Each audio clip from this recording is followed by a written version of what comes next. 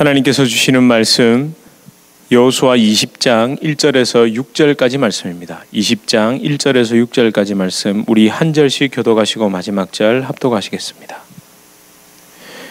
여호와께서 여호수아에게 말씀하여 이르시되 이스라엘 자손에게 말하여 이르기를 내가 모세를 통하여 너희에게 말한 도피성들을 너희를 위하여 정하여 부지 중에 실수로 사람을 죽인 자를 그리로 도망하게 하라.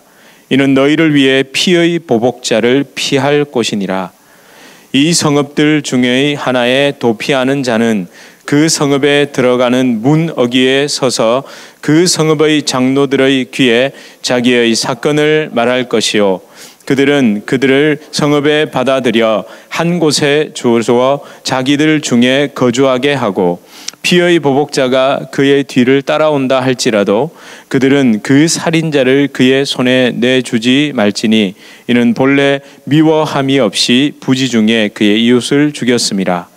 그 살인자는 회중 앞에 서서 재판을 받기까지 또는 그 당시 대제사장이 죽기까지 그 성읍에 거주하다가 그 후에 그 살인자는 그 성읍 곧 자기가 도망하여 온 자기 성읍 자기 집으로 돌아갈지니라 하라 하시니라. 아멘. 네, 우리 앞뒤 좌우로 인사하시겠습니다. 잘 오셨습니다. 반갑습니다. 이렇게 인사하겠습니다. 잘 오셨습니다. 반갑습니다. 잘 오셨습니다. 예, 아유 반갑습니다. 저희 가정, 저희 집의 최연소자, 저희 막내가 요즘 좀 영어로 말하는데 용기가 난 모양입니다. 용기가 난 것 같습니다. 사실 기억을 더듬어 보면 무슨 용기에서 했는지 작년 9월에 학교를 처음 가는데 그냥 스쿨버스를 태워 보냈습니다. ABCD도 모르는 아이였거든요. 근데 지금 생각해 보니까 제가 기억 남는 게 올라갔는데 그냥 뚱하게 올라갔는데 선생님이 뭐라고 하니까 뭘 하는 것 같더라고요. 그냥 나중에 물어보니까 선생님에게 그러니까 기사에게 제일 먼저 들었던 말이 뭐였을까요? 아마 제 추측으로 그리고 자기도 그 말을 한번 물어보니까 seat belt on. 제일 먼저 그죠? 아이가 타니까 그 얘기부터 했을 거 아닙니까? 뭐라고 하고 뭐 이러고 뭐 이렇게 하는 거 보니까 그 얘기를 한 것 같아요. 그 나중에 제가 물어보니까 기사 선생님이 그렇게 얘기를 했대요. 그죠? 예, 제일 먼저 배운 영어 문장이 그거였습니다.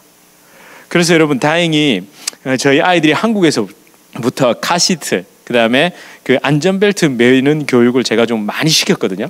그래서 이제 뭐 어렵지 않게 했던 것 같습니다. 저희 아이들은 안전벨트 매는 것을 무슨 생명인 줄 압니다. 진짜 생명인 줄 알아요. 만약에 할아버지 할머니들 한국에서 오시면 특별히 뒷자리에 앉으시면 잘 안 하시잖아요. 난리 납니다. 막 안전벨트 당장 하라고 막 난리 납니다. 여러분은 어떠십니까? 안전벨트를 매는 것 운행 중 안전벨트에 매여 있는 거, 안전벨트에 꽁꽁 묶여 있는 것이 불편하십니까? 아니면 오히려 안정감을 주십니까? 저는 안정감을 줍니다. 사실 제가 사고 경험도 있었거든요. 이 차가 거의 반쯤 전복될 뻔했던 그런 경험이 있었습니다. 그래서 그런지 그 안전벨트는 저는 딱 매면 좀 안정감이 굉장히 옵니다. 한 번도 안전벨트를 하고 답답하다는 생각을 해본 적은 없습니다. 여러분, 뭐 실제로 여러분 조사해서 아시겠지만 안전벨트를 매지 않으면 사망률이 12배 올라가는 거 아시죠? 매고 안 매고의 차이. 그리고 뭐 에어백 있다고 오히려 에어백이 터졌을 때 안전벨트를 매고 있지 않으면 더 부상 확률이 높고 심지어 어떻게 될까요? 차 밖으로 튕겨져 나갑니다. 그러니까 안전벨트를 매지 않은 상태에서 사고가 나면 안에서 이렇게 되는 것보다 그 뭐 영상 같은 걸 보면 사람이 안에서 그냥 상자처럼 굴러다니거든요. 그래서 여러분 안전벨트가 참 중요합니다. 그러니까 여러분 안전벨트를 매매 매고 다니십시오. 매매 맨다는 말은 경상도 사투리입니다. 꼭 단단히 잘 매고 다니십시오. 매매 매고 다니십시오. 안전벨트로 여러분의 차량 좌석에 여러분을 꽉 묶어 두셔야 됩니다. 사고는 반드시 어디에서 어떻게 그죠? 터질지 모르니까요. 그래서 여러분 늘 안전운전하시고 조심해서 다니십시오. 제가 안전벨트 무슨 교육 강조하려는 건 아니고요. 여러분 지난주까지 2번에 걸쳐서 도피성에 대해서 살펴봤습니다. 마음 같으면 좀 더 설교하고 싶지만 그런 생각도 있지만 제가 약속드린 대로 오늘 한 번 더 도피성 본문, 그러니까 여호수아서 20장을 가지고 하나님께서 주시는 은혜를 나누려고 합니다. 도피성은 호텔, 리조트가 아니었죠. 휴양지가 아니었습니다. 왜 그랬다고요? 죽고 사는 문제. 제가 지리산에 있는 그 선교사님들 휴양지, 노고단에 있는 그 선교사님들의 피난처가 그 휴식처, 단순한 휴양지가 아니라 피난처 도피성이 될 수 있었던 이유는 그 전염병으로 인해서 선교사님들의 죽고 사는 문제가 걸려 있었기 때문이라고 말씀드렸습니다. 정말 생명의 문제가 걸려 있기에 도피성은 피난처 대피소였습니다. 그래서 그곳은 좀 좁아도 불편해도 내 마음에 쏙 드는 뭔가가 없어도 내가 사는데 거주하는데 있었으면 하는 것들이 다 채워져 있지 않아도 거기에 살아야 됩니다. 그죠? 꼭 붙어 있어야 됩니다. 좀 이런 표현이 그렇지만 죽기를 각오하고 도피성에 거주해야 됩니다. 살기 위해 죽기를 각오하고 도피성에 딱 붙어 있어야 됩니다. 그렇게 우리의 진정한 인생, 진짜 인생, 참 인생이 도피성에서부터 출발했다고 지난주에는 또 살펴봤습니다. 원죄로 말미암아 늘 죽음의 불안에 그 깊은 심령 속에 그 죽음이라는 것 때문에 내가 저주받으면 망하면 안 되면 어떡하지라는 그 불안감 때문에 나를 움직이는 원동력이 뭐였다고요? 두려움이었죠. 두려워서 막 그랬잖아요. 두려워서 막 그렇게 쌓고 두려워서 그렇게 성공하려 하고 두려워서 그걸 꼭 붙들고 있었죠. 두려워서 그렇게 노력했던 겁니다. 그러나 이제는 우리를 움직이는 것이 뭡니까? 평안, 은혜, 감격, 기쁨, 소망, 확신. 예수 그리스도 영원한 도피성이신 예수님 안에서 불안 대신에 평안, 발버둥 대신에 은혜. 이게 중요합니다. 남들은 발버둥을 쳐도 안 되는 게 우리는 은혜를 누리고 있었는데 되는 발버둥 대신 은혜, 아쉬움 대신에 감격, 두려움 대신에 기쁨, 절망 대신에 소망, 불확신 대신에 확신으로 이제 우리가 바뀐 삶, 그런 것들이 우리를 이끌어가는 원동력이 되었습니다. 여러분, 오늘 본문 5절을 그런 마음으로 한번 보십시오. 피의 보복자가 그의 뒤를 따라온다 할지라도 그들은, 그러니까 성읍 장로들은 그 살인자, 그러니까 부지 중에 살인한 자를 누구의 손에서? 그의 손에서, 즉 피의 보복자의 손에 내두지 말지니라. 여러분, 이 5절을 복잡하게 보지 마시고 딱 사진 한 장으로 딱 됩니다. 여러분 딱 보십시오. 와, 칼 들고 이제 피의 보복자가 쫓아오죠. 성문 앞에서 어떻게 됩니까? 어머 하고 막 딱 성문 어귀에 탁 안기니까, 잘 보세요. 장로가 어떻게 해요? 저 사람의 손을 딱 붙잡고 한 손으로는 스톱, 너 이제 여기 더 이상 오지 말라는 겁니다. 요까지는 쫓아올 수 있어도 이 안으로는 못 쫓아온다는 얘기입니다. 여러분, 이걸 한번 생각해 보십시오. 내가 지금 이 도망치는 그 부지중 살인자라고 한번 생각해 보십시오. 마음이 어떻겠습니까? 막 여러분, 숨은 어떨까요? 막 턱까지 숨이 차올라가지고 숨이 멎을 듯 하겠죠. 막 이러겠죠, 그죠? 그리고 땀은 막 비 오듯이 흘러내릴 겁니다. 막 다리는요, 끊어질 듯 아플 겁니다. 신발이 벗겨졌는지 어땠는지 막 발은 다 부르트고 찢어지고 난리가 났을 겁니다. 그런데 그거 다 잊어버리고 탁 안기는 순간 어떻게 됐겠습니까? 휴 정도간에 저는 기절했을 것 같습니다. 정말 기절했을 것 같습니다. 그냥 저 품에서 그냥 기절했을 것 같습니다. 그렇죠. 도피성 예수 그리스도 안에서는 더 이상 우리를 따라다니던 공포, 불안감, 쫓김, 여러분 지금까지 달려오면서 어떻게 달려왔겠습니까? 막 얼마나 불안했겠습니까? 근데 이제 그 안에서는 더 이상 그게 없는 겁니다. 그 불안함이. 여러분 혹시 이 찬송가 생각 안 나십니까? 그 421장 내가 예수 믿고서 그 죄 사함 받아. 근데 그 3절의 가사가 어떻습니까? 예. 모든 공포 내게서 물리치. 이제 공포가 다 사라진 겁니다. 이제 주님 안에 있으니까 그 공포가. 아니 뭐 찬송가도 좀 부르고 이러면 좋은데 또 꼭 그러거든요. 설교할 게 없으니까 찬송가 찬양에서 때운다. 또 그런 분들이 혹시 계실까봐 우리는 아무도 안 계시는데. 그래서 그냥 여러분 이런 찬송가는 421장 탁 얘가 예수 믿고서 적어두셨다가 집에 가셔서 오늘 본문이랑 가만히 묵상하시면서 한번 불러보십시오. 모든 공포 내게서 물리치시니 내 마음 항상 어디 안에? 주 안에 있도다. 여러분, 아마 이 찬송가는 분명히 도피성 안으로 피한 사람, 모든 공포와 두려움을 그리스도 안에서 물리친 경험이 있는 사람만이 부를 수 있는 찬송가입니다. 여러분, 그런 마음에 감격 없이 이 찬송가는 아무리 불러봐야 뭘까요? 노래입니다. 노래. 그냥 노래. 노래랑 찬송은 다릅니다. 찬송은 구원받은 사람만이 입에 부를 때 그게 찬송이 되는 거지, 구원받은 감격이 없는 사람이 찬송가를 아무리 잘 불러도 그건 노래입니다. 노래입니다. 이제 본문 6절로 그러면 눈과 마음을 한번 옮겨 보십시오. 6절 내용이 뭘까요? 다시 한번 읽어보겠습니다. 시작. 그 살인자는 회중 앞에 서서 재판을 받기까지 또는 그 당시 제사장이 죽기까지 그 성읍에 거주하다가 그 후에 그 살인자는 그 성읍 곧 자기가 도망하여 나온 자기 성읍 자기 집으로 돌아갈지니라 하라 하시니라. 그렇죠? 그럼 여기서 여러분 한번 잘 보십시오.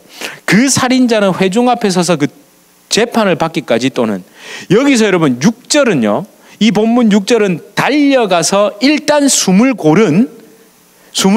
안도의 한숨을 쉬고 물도 한 잔 마시고 이제 정신을 좀 차린 거예요. 그 살인자가, 부지중 살인자가 도피성에 거주할 수 있는 기간과 조건이 기록되어 있습니다. 이 6절에. 짧은 한 절이지만 상상력을 좀 동원해 보면 이렇습니다. 방금 막 쫓겨온 그 살인자가 이제 기절했다 치고요, 이제 깨어났습니다. 툭툭툭 쳐가지고 이제 물도 좀 주고 이렇게 했습니다. 그거 어떻게 된 거냐고. 그렇죠. 이 피해 보복자가 도착하면 이제 물을 한 잔 마시고 기진맥진했다가 쉬고는 누구에게? 그 장로들에게. 그 장로들은 도피성의 장로들은 누군지 아세요? 레위인들입니다. 도피성을 관리하는 사람들은 레위인들이거든요. 그 레위인, 그 제사장들은 재판장 역할까지 겸했습니다. 그게 무슨 얘기를 할까요? 제가 이러이러해서 사람을 죽였습니다. 실수로입니다. 나무하다가 그냥 도끼가 빠졌습니다. 난 그렇게 한 게 아닌데 지나가다 툭 건드렸는데 옆쪽에 뭐가 있는지 몰랐다, 절벽이 있는지 모르고 그 사람이 툭 떨어졌다고. 이런 이제 쭉 진술을 하겠죠. 그러면 도피성의 장로들, 제사장들이 그 진술에 따라서 조사를 합니다. 그리고 회중 앞에서 조사 결과를 딱 말합니다. 그러면 모든 회중, 그 안엔 또 다 레위인들이 살겠죠. 그 사람들이 이건 진짜 부지중 살인이 맞다, 이렇게 되면, 과실치사라는 것이 인정이 되면, 공개적으로 증거를 가지고 인정이 되면 부지중 살인자는 도피성에 거주할 수 있습니다. 이게 꼭 마치 미국의 그 배심원들이 있는 그 재판 같지 않습니까? 배심원들이 있잖아요. 그리고 공개적으로 딱 그렇게 하는 겁니다. 그러나 부지중 살인이라는 것이 거짓 진술이라는 것이 밝혀지면 도피성 밖으로 내보냅니다. 그럼 여러분 밖에 누가 기다리고 계십니까? 아까 그 사람이 딱 기다리고 있습니다. 이거 판결 언제 나나 하고 칼을 촥 갈고 기다리다가 딱 나오면 그냥 꽉 그렇게 되는 겁니다. 여러분, 여기서 중요한 점이 있습니다. 아무리 살인자가 의도 없이 실수로 사람을 죽였다고 해도, 결국 그걸 인정받았다고 해도 도피성을 나올 수 있습니까? 없습니까? 못 나갑니다. 자기가 무죄임이 밝혀져도 뭘 한 거기 때문에, 사람을 죽인 건 죽인 거기 때문에 살인자는 살인자입니다. 고의가 아니라는 것이 밝혀졌을 뿐 존재론적으로는 뭐죠? 살인자입니다. 사람을 죽인 죄는 여전히 있습니다. 생각해 보십시오. 아무리 고의성이 없이 사람을 죽였다고 해도 그 살인자가 그래 나는 이제 고의성 없지 하고 버젓이 자기 성읍으로 돌아가서 그 동네를 돌아다니면 피해자들의 가족, 그 피해자 가족들의 마음이 어떻겠습니까? 여러분 어떻겠습니까? 그 사람 볼 때마다 그 사람이 물을 마시면 무슨 생각이 들어요? 저기야 우리 아버지 죽이고 물이 목구멍으로 넘어가나? 이런 생각 안 되겠습니까? 아이고 좋은가 봐. 핫다 마누라하고 잘 지내네. 여러분 이 생각이 들게 돼 있습니다. 그러면 어떻게 될까요? 결국 그게 쌓이면 그 사람이 죽습니다. 왜? 그 가족의 마음에서 분노가 쌓이다 보면 결국에는 고의 살인이 되겠죠. 그죠? 그 사람을 풀어주면요, 그 사람도 죽지만 결국 그래서 보복 살인을 해버리면 그 죽인 그게 두 가정이 다 망하는 겁니다, 여러분. 두 가정이 다 망하는 겁니다. 그러니까 이게 굉장히 현대적으로 봐도 이건 굉장히 너무너무 친인권적이고 정말 사람의 인권을 보호해주는 너무너무 좋은 제도입니다. 법적으로도 이 너무 좋은 제도입니다. 피해자들이 가해자를 만나지 않도록 함으로써 또 다른 범죄 혹은 아픔, 괴로움에 시달리지 않도록 하는 정말 좋은 제도입니다. 그렇다면 여러분, 도피성에서 부지중 살인자가 나갈 수 있는 방법이 무엇일까요? 그렇죠. 6절의 기록대로 뭐라고 기록되어 있습니까? 대제사장이 죽기까지입니다. 근데 6절의 이 또는 요거는요, 오해를 좀 불러일으킬 수 있죠. 그죠? 요렇게 재판을 받든지 받아서 무죄를 받든지 아니면 제사장이 죽든지 요런 것 같잖아요. 그게 아니라 또는은 원어에는 없는 단어입니다. 원어에는 없는 단어입니다. 이 부분에 재판을 통해 고의성이 없이 살인을 했음을 증명받아도 도피성을 나갈 수 있다라는 말이 아닙니다. 증명받아야 도피성에 거할 수 있고, 증명받고 나도 누가 죽을 때까지, 그 당대의 대제사장이 죽을 때까지 도피성을 나갈 수 없다는 이야기입니다. 야, 그럴 때 우리 머리가 팍 돌아가면 이게 생각나죠. 누가 빨리 가면 좋을까요? 그렇죠. 대제사장 나이가 많으면 좋겠죠. 네. 그런 소위 잔머리가 돌아. 저는 좀 그런 게 있는가 봐요. 저는 그걸 딱 보면서 내가 지금 부지중 살인자라면 최대한 좀 나이가 많을 때 하면 아싸 할 것 같아요. 아싸. 근데 아주 젊은 대제사장이면 저같이 40대가 되면 골치가 아프잖아요. 네. 뭐가 금상첨화일까요? 아주 나이가 많고 좀 엘리 제사장 같이 뚱뚱한 제사장이면 해가지고 그게 정말 사람의 잔머리고. 근데 여러분, 이 이야기가 민수기 35장을 통해 보시면 더 명확히 보입니다. 똑같이 세 번의 본문을 정하면서 우리 살펴보면서 양념을 쳤죠. 오늘은 민수기 35장입니다. 25절과 28절을 연결해서 보시면 시작, 함께 읽겠습니다. 시작. 피를 보복하는 자의 손에서 살인자를 건져내어 그가 피하였던 도피성으로 돌려보낼 것이요, 그는 한 기름 부음을 받은 대제사장이 죽기까지 거기 거주할 것이니라. 이는 살인자가 대제사장이 죽기까지 그 도피성에 머물러야 할 것임이라. 대제사장이 죽은 후에는 그 살인자가 자기 소유의 땅으로 돌아갈 수 있느니라. 아멘. 예, 딱 나와 있죠. 그러니까 건져낸 자, 어디에다가 결국 그 죽음에서 건져내서 도피성에 거주하게 하고 그가 결국 자기 소유의 땅으로 마침내 돌아갈 수 있는 것은 언제요? 대제사장이 죽어야 갈 수 있다는 얘기입니다. 왜 그렇습니까? 구약에서 대제사장은요, 직책, 직분의 의미가 아닙니다. 단순히 그 이상의 의미를 가집니다. 대제사장은요, 대속죄를 상징합니다. 그렇죠. 매년 대속죄일에 대제사장이 뭘 들고 들어갑니까? 어린 양의 피를 들고 지성소로 들어갑니다. 여러분 가만히 생각해 보면요, 대제사장 참 괜찮은 직업입니다. 1년에 딱 한 번만 일하면 됩니다. 1년에 딱 한 번요, 막 에봇 막 번쩍번쩍한 막 보석 박힌 옷 턱 입고 이러고 다니다가 1년에 한 번 턱 에헴 하고 이제 거기 들어가면 됩니다. 근데 안타까운 것은 뭐냐면요, 그때 들어가다 죽을 수도 있습니다. 하나님이 그 피를 받지 않으시면 죽습니다. 그러니까 1년에 한 번 일은 하는데 대신 뭐라고요? 50대 50입니다. 50대 50. 그러니까 저는요, 1년 364일이 제가 만약 대제사장이라면 와, 진짜 괴로울 것 같습니다. 여러분, 예를 들어 이번 이 속죄일을 지났습니다. 잠깐 휴하겠지만 날이 갈수록 또 내년이 기다려지지 않을까요? 기다려지는 게 아니라 내년이 두렵죠. 그게 정말 어떻게 살았겠습니까? 그래야 정상인데, 좀 우리에게 그 당시에 이후에 우리 좀 안타까운 이야기들이 많이 펼쳐지잖아요. 그 대제사장 분들은 그런 안타까움 없이 살았던 것 같습니다. 어쨌건 여러분, 매년 대속죄일에 대제사장은 어린 양의 피를 들고 지성소로 들어갑니다. 그리고 하나님께서 그 죄사함의 제사, 그 진심으로 온 이스라엘 백성의 죄를 인정하고 돌이키는 제사, 그 제사를 받으셔야만 살아나올 수 있었습니다. 그렇죠. 대제사장의 존재 자체가 대속을 의미합니다. 대신 속해주는, 그 죄값을 대신 치러주는 그 의미가 대제사장에게 있습니다. 그런 직분을 감당하던 대제사장이 죽으면 이스라엘 전역에는요, 대사면이 이루어집니다.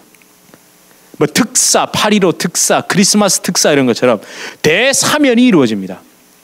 새로운 대제사장과 함께 새로운 시대가 열렸음을 또 선포합니다. 여러분, 이 이야기, 오늘 본문의 주제 도피성의 규례의 가장 핵심적인 영적인 의미가 바로 대속죄, 대사면에 있습니다.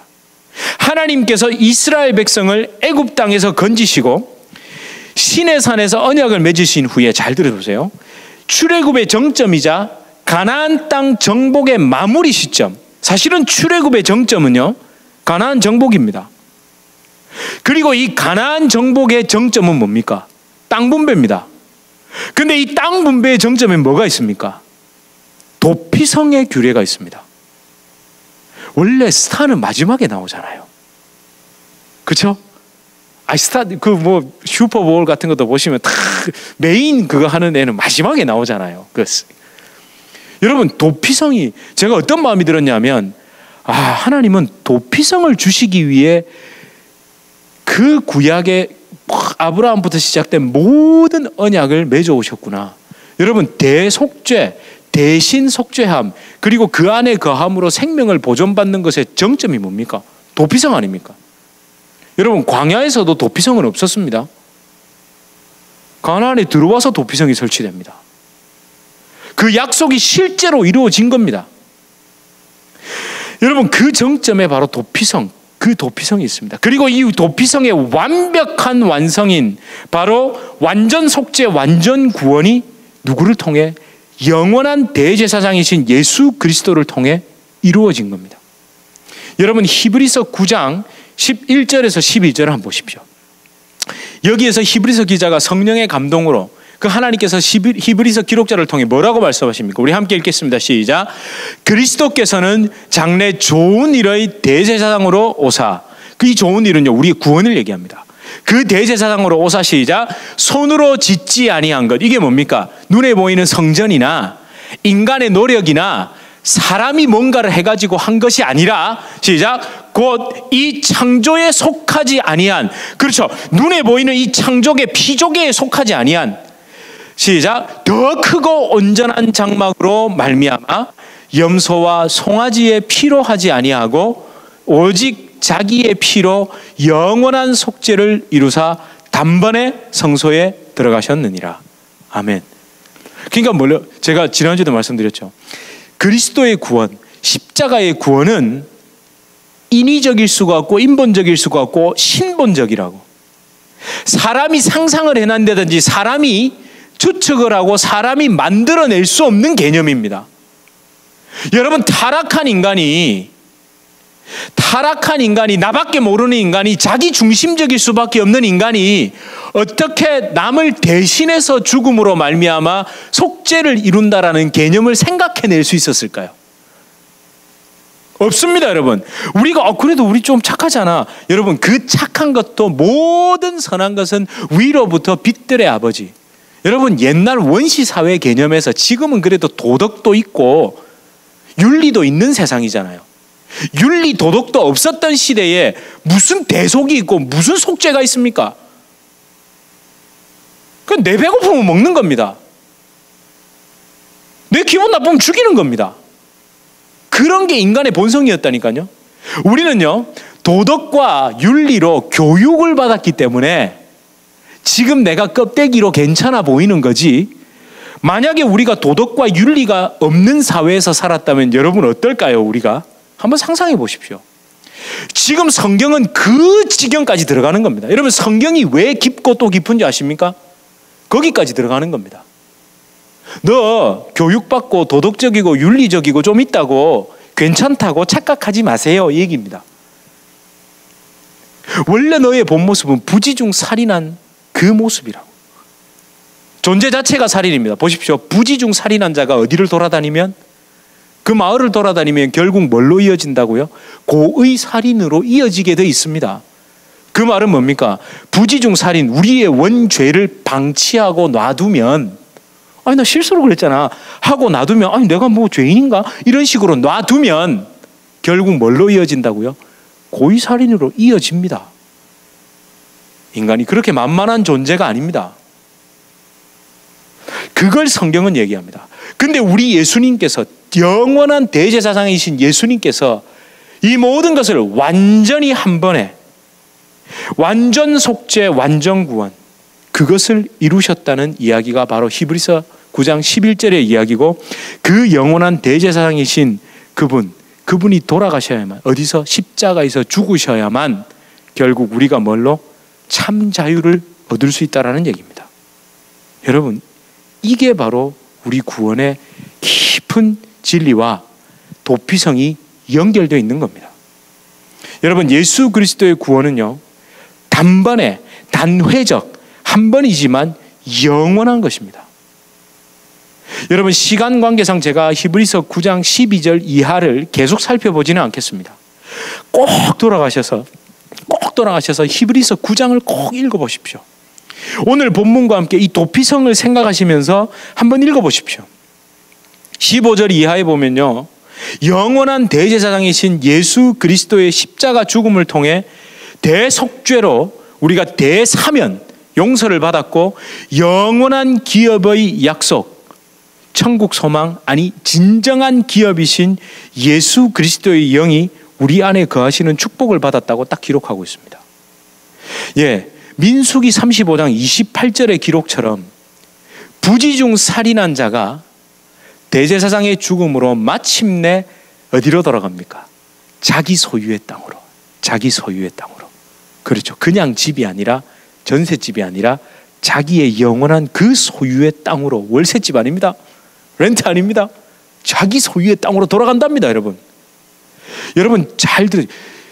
천국이 우리의 기업이 될 수 있는 이유가 뭘까요? 진짜 우리가 천국의 주인입니까? 한번 잘 생각해 보세요. 사실 우리 천국의 주인 아닙니다. 천국의 주인이신 예수님이 내 안에 계시기 때문에 내가 천국으로 가는 겁니다. 그러니까요, 나는 실질적인 천국의 소유자가 사실은 아닙니다. 주님이 내 속에 거하시기에 예수님의 부활이, 그러니까 제가 그때도 한번 설명드리고 싶은데요, 주님이 내 안에 계시니까 그 주님의 부활이 누구의 부활이 됩니까? 내 부활이 되는 겁니다, 여러분. 내가 부활한 게 아니라 예수님이 내 안에 계시니까 예수님의 부활이 내 부활. 그러니까 예수님의 운명이 곧 내 운명이 되는 겁니다. 내 안에 너 있다, 너 안에 나 있다, 이겁니다, 여러분. 그러니까 여러분, 예수님이 부활하셨으니까 나는 부활하고 싶지 않아도 주님이 내 안에 계시면 부활하는 겁니다. 예수님이 승천하셨으니까 나는 승천하기 싫어요 해도 어떻게 돼요? 승천하는 겁니다. 그 집 내 집 아닌데요 해도 그 집은 표현할 때 우리가 어떻게 얘기합니까? 우리 집이라고 표현하는 겁니다.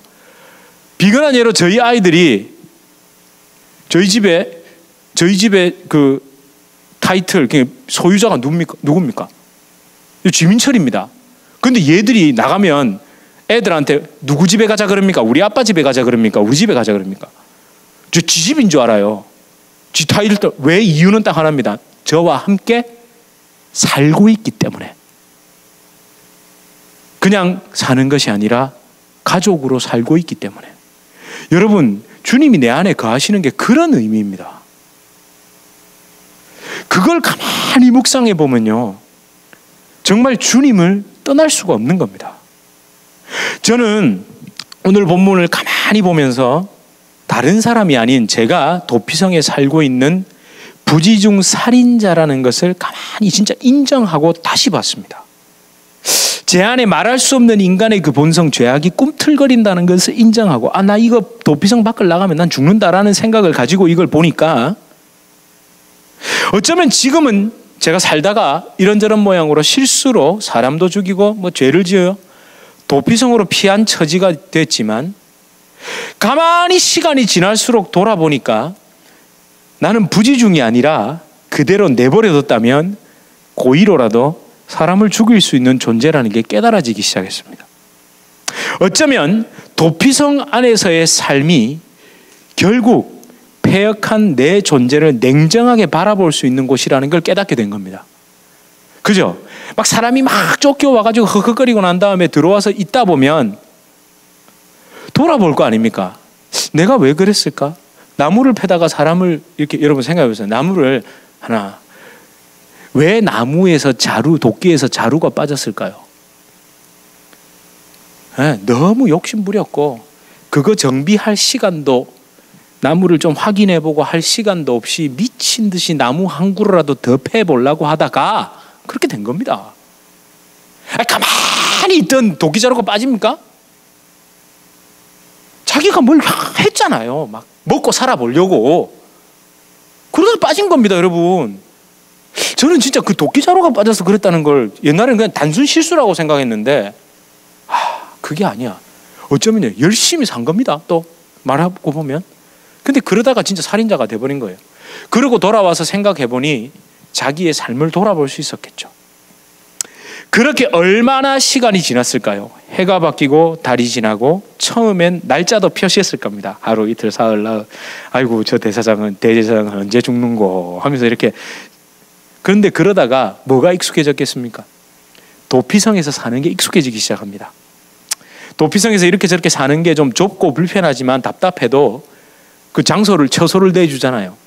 좀 좁고 그래도 뭐 가족은 좀 그리워도, 근데 또 가만히 그거는 뭐 신학적으로 연구를 해볼 필요가 있겠지만 연구할 수 있는 방법은 없을 것 같아요. 아무리 뒤집어봐도 그런 내용은 없더라고요. 가족의 면회가 허용됐을까 허용되지 않았을까? 근데 허용됐을 것 같습니다. 가족의 면회는 지금도 교도소에 가족 면회가 허용되지 않습니까? 가족 면회는 허용됐을 것 같아요. 가족은 좀 그립지만 그래도 면회는 좀 자유로우니까 그 사는 것도 좀 익숙해졌습니다. 그런 것이 사실이죠. 때론 옛날 생각하면 참 감사하기도 하고. 그러던 어느 날 소식이 딱 들렸습니다. 누가 죽었다고요? 대제사장이 하나님의 부름을 받았던 소식이 딱 들립니다.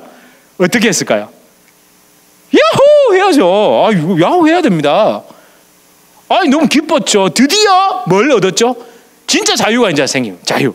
목숨 정도만 부지하는 정도가 아니라 이제 드디어 내가 내 땅에 돌아갈 수 있습니다. 막 집으로 돌아갈 수 있습니다.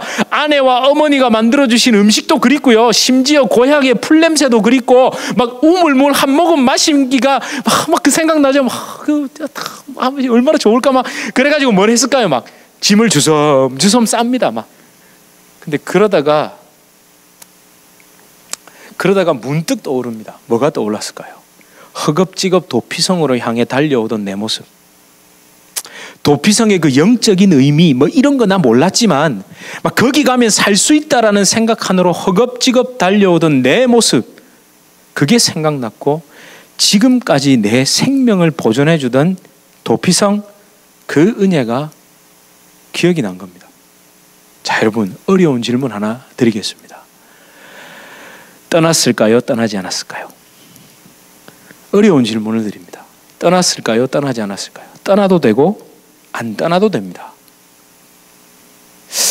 저도 참 어려운 질문입니다. 근데 아마 저는 안 떠났을 것 같습니다. 왜냐하면요, 진짜 자유인이기 때문에. 진짜 자유인이잖아요. 떠나지는 않아도 제가 그냥 가끔 가서 성읍에 가서 가족들을 만날 수도 있고요. 원하면 진짜 이제 자유가 온 겁니다. 누릴 수 있습니다.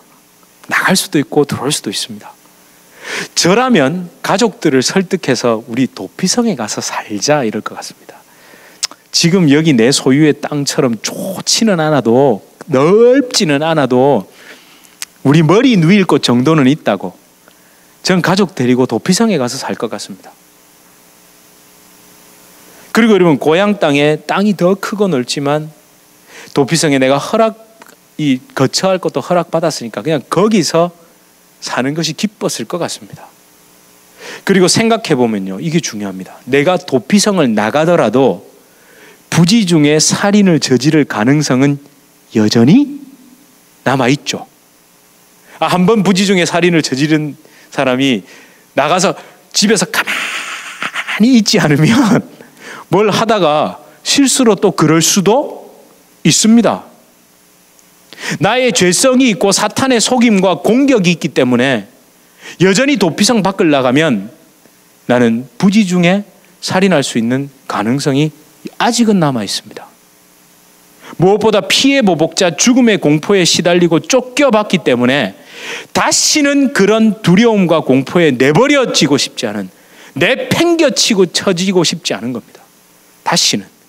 한번 내가 그런 경험이 있는 사람. 그래서 비록 나는 자유인이지만 나를 살려준 도피성 안에 머물기를 결정했을 겁니다. 좀 불편하고 덜 풍요롭고 덜 자유로운 것 같아도 도피성에 머무는 것이, 아니 도피성에 매여 있는 것이, 도피성에 단단히 묶여 있는 것이 더 기뻤을 겁니다. 저와 여러분, 우리는 분명 예수님의 대속의 죽음, 그분의 십자가의 부활을 믿음으로 뭐가 됐습니까? 자유인이 됐습니다. 여러분, 참 자유를 얻었잖아요. 오늘 우리 앞에 찬양할 때도 자유 주셨지 않습니까? 그러나 그 참 자유를 진짜 누리고 영원히 누리기 위해서는 묶인 바, 매인 바, 갇힌 바 되어야 됩니다. 어디일까요? 어디예요? 예수 그리스도께, 그분의 십자가에, 성령 안에, 그분의 몸된 교회에 묶여 있어야 됩니다. 갇혀 있어야 됩니다. 매여 있어야 됩니다. 여러분 이 찬송가, 아마 그 찬양곡 복음성가 혹시 들어보셨을 겁니다. 가사가 이렇죠. 오직 주의 사랑에 매여. 진짜 자유인은요, 내가 자유인이라서 내 자유의지로 매인 바 됐지만 그건 매인 겁니까? 매인 게 아닙니까? 사실은 매인 게 아닙니다. 그건 묶인 거 아닙니다. 그거 갇힌 거 아닙니다. 그래서 아마 이 작사자가 표현을 그렇게밖에 못했던 것 같습니다. 오직 매였는데 뭐에 매였다고요? 사랑에 매였답니다. 기가 막힌 표현 아닙니까? 사랑에는 좀 많이 매이셔도 됩니다. 사랑에는 좀 꽁꽁 묶이셔도 됩니다.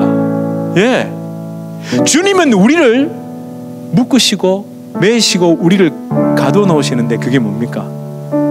채찍으로, 수갑으로, 쇠사슬로 하시는 게 아니라 사랑으로 매신답니다. 여러분, 죄송하지만 세상의 것들 있죠. 우리가 그토록 필요하다는 돈, 명예, 이런 것들은요, 우리를 수갑으로, 쇠사슬로, 그리고 금고 속에 가둬버립니다. 그런데 예수의 사랑은 그런 게 아닙니다. 여러분, 주의 사랑에 매이는 것, 그렇게 내가 영이 회복돼서 주님 안에서 기뻐하고 마침내 내가 소망을 얻고, 여러분, 그 고백이 지금 이 가사에 담겨 있는 겁니다. 여러분, 영원하신 도피성 예수 그리스도, 그분의 몸된 교회에 묶여 있으십시오. 갇혀 있으십시오. 우리 함께 찬양하시겠습니다.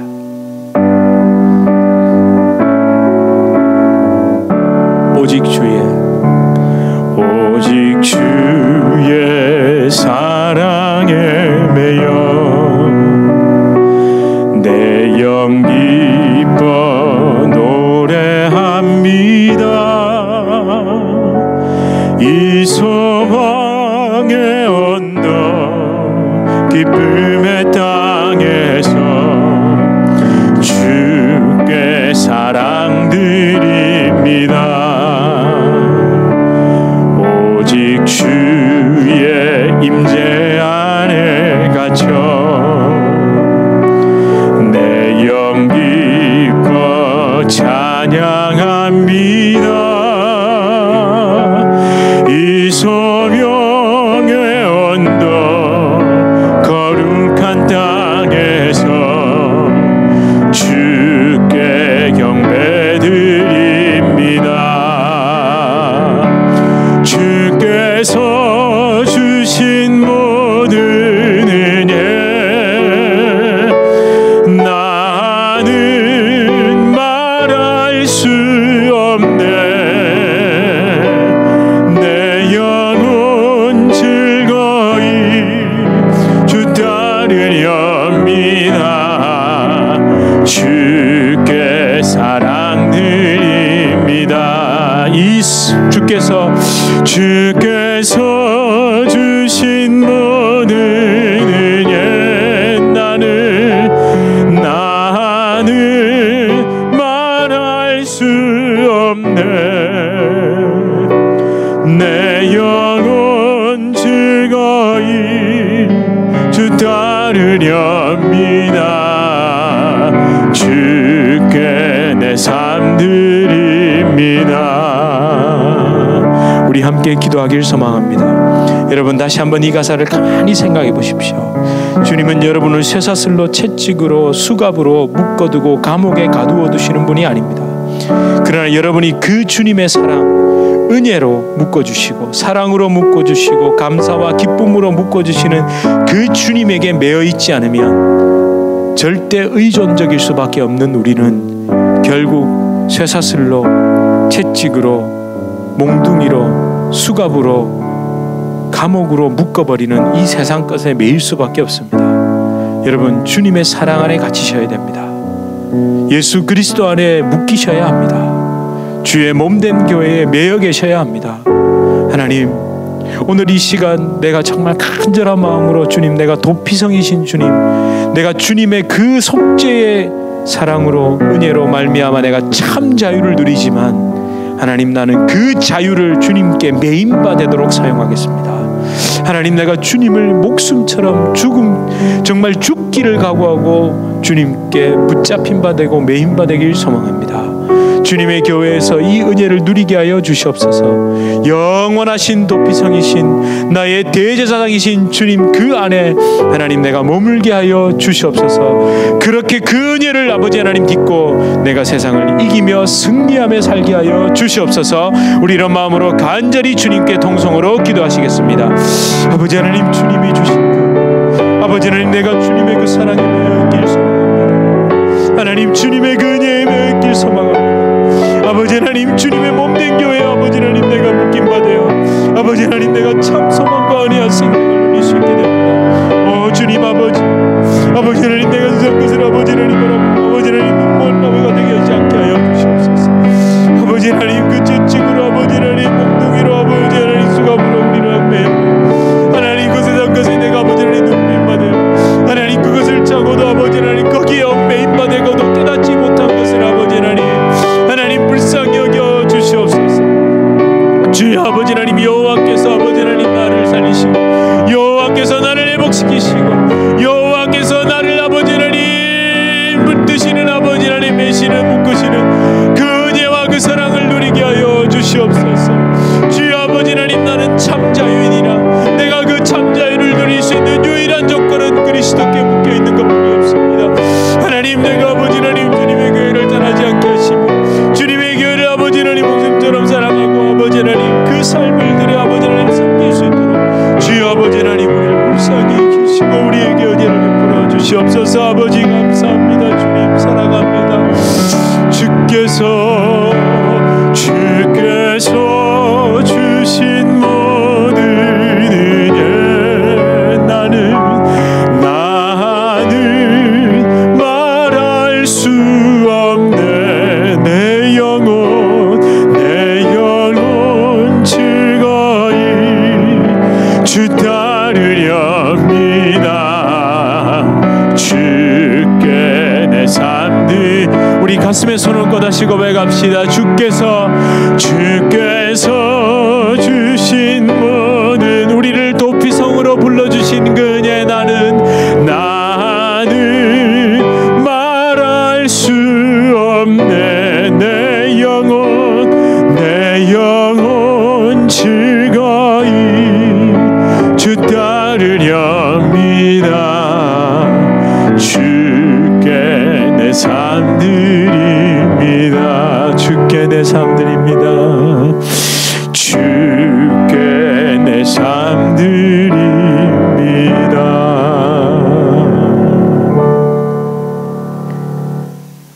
나의 도피성이신 주님, 나의 영원한 대제사장이신 주님, 주님의 속죄의 피로 말미암아 참 자유를 누려놓고도 하나님 다시 허락해 주신 그 자유의지를 가지고 자꾸만 채찍과 쇠사슬과 수갑으로 우리를 얽매이는 세상 것에 자꾸 나를 얽매려고 합니다. 주여 우리를 불쌍히 여겨주시고 긍휼히 여겨 주시옵소서. 주님께 매인바 되지 않으면, 주의 그 사랑에 갇힌바 되지 않으면, 십자가의 은혜에 꽁꽁 묶인바 되지 않으면, 그 은혜가 흐르는 주의 몸된 교회에 하나님 내가 거하지 않으면 하나님, 나는 또 엉뚱한 것에 내 자신을 던져버리는 존재라는 것을 잊지 않게 하여 주시옵소서. 주여, 그래서 이 예배가 목숨처럼 소중하게 되게 하여 주시옵소서. 마지못해 나오는 것이 아니라 하나님, 이런저런 그냥 다른 이유 때문에 나오는 것이 아니라 주님 안에 갇히기 위해, 더 주님을 단단히 붙잡기 위해, 내 삶에서도 분명 주님은 나와 함께 하시지만 분명 이곳에서 하나님께서 또 부어주시는 그 도피성 안에서 넘치도록 부어주시는 그 사랑과 성령의 능력과 그 모든 제사함과 우리의 두려움을, 그 공포를 물리치게 하시는 그 은혜를 하나님 받아 누리게 하여 주시옵소서. 주여, 내가 목마릅니다. 주의 성령의 목마릅니다. 주의 은혜의 목마릅니다. 주여, 나를 세우시고 나를 채워주시고 내 이 영원한 가람을 주여 해갈시켜 주시옵소서. 주님, 그러는 가운데 알지 못하는 것을 통하여, 내가 생각지도 못하는 것을 통하여 주님의 채워주심, 주님의 함께해 주심, 주님의 공급하여 주심, 주님의 보듬어 주심, 이 땅에서 필요한 것들, 자기 소유를 누릴 수 있도록 하시고 마침내 하나님의 천국 그 소망과 그 소유를 영원히 내 안에 품을 수 있게 해주시는 그 모든 은혜를 하나님, 우리 성도님들 날마다 순간마다 누리게 하여 주시옵소서. 더와 덜 때문에 마음 상하지 않게 해주시며 하나님, 오늘 나를 살리시는 주님의 은혜만 바라보게 하여 주시옵소서. 예수 그리스도 이름으로 간절히 기도드립니다. 아멘. 우리 주 예수 그리스도의 은혜와 하나님 아버지의 극진하신 사랑과 성령 하나님의 위로 교통 교제 충만케 하시는 역사, 우리를 주의 성령 안에서, 주의 은혜 안에서, 주의 사랑, 주의 그 긍휼하심 안에 매이고 묶이고 갇힌바 되게 하시는 그 놀라운 성령의 은혜가 우리 주님의 교회 성도님들과 주님의 교회로 불러주실 주의 귀한 백성들, 그 개인의 삶, 가정, 생업, 직장, 사업 하시는 모든 일 가운데 이제로부터 영원토록 함께 있을지어다. 아멘.